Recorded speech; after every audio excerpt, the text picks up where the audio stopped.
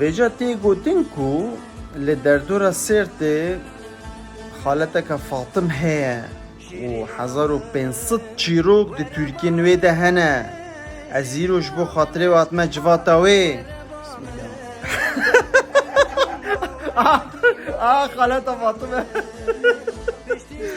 Êca çîrokên xwe gelek ji bîr kirine zanî. Ji ber ku ça veca çîrokên we çîrokên te ça dest pê kirika çîrokê ça dest pê çîrokê te.